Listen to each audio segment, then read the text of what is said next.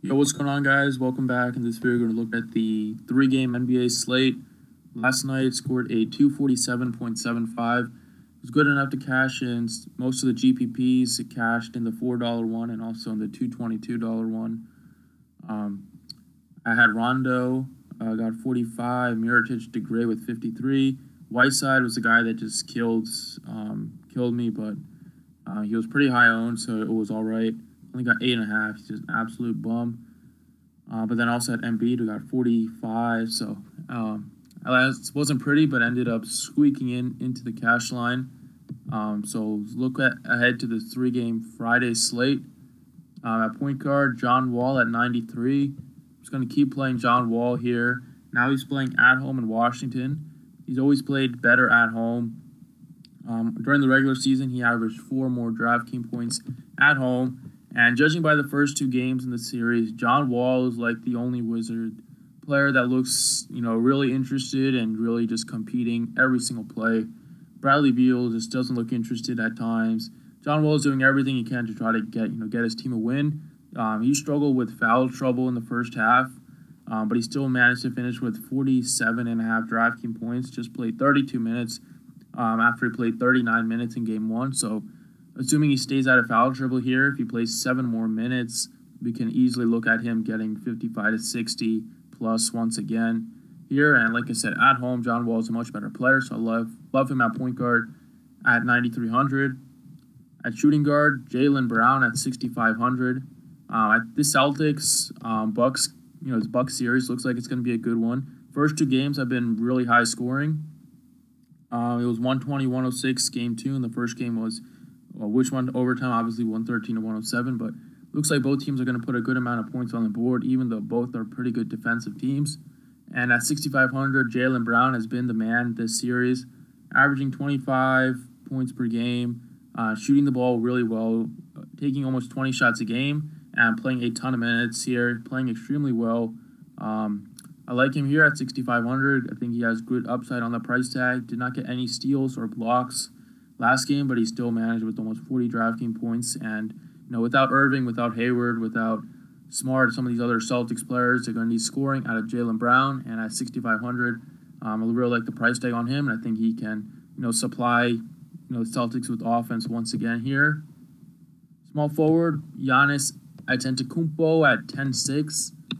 This is a must-win game for the Bucks, playing at home in front of their home crowd in Milwaukee. I think Giannis is going to take the game over. Bledsoe has been really bad the first 2 games. I think Giannis is going to have the ball in his hands a lot more.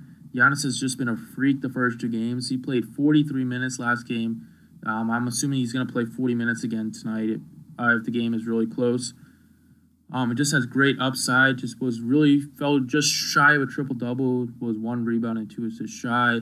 Also was a little light on the blocks and steals. We've seen him have huge numbers in those categories. But I just said 10-6. I love the upside on him with the must-win game for the Bucks. I think Giannis is gonna really step up and be the man here, and we've seen him have huge games like 70-plus DraftKings point games. So we know the ceiling is there, and I think he can supply us with that at 10-6. And then power forward, a value play that I like is Mike Scott at 3,800. Scott has played 27 minutes in each of the first 2 games. And both games, he shot 7 of 10 from the field. He's shooting the ball extremely well for this Wizards team, and it's a great guy coming off the bench. At just 3,800, his price tag did not move much, and he does have great upside on that price tag, as we saw from last game. So if you need a cheap play, I think Mike Scott is a good option to get you 5 to 6x here. At probably pretty low ownership. I don't think a lot of people will be on him. And then at center, John Henson at 4,900.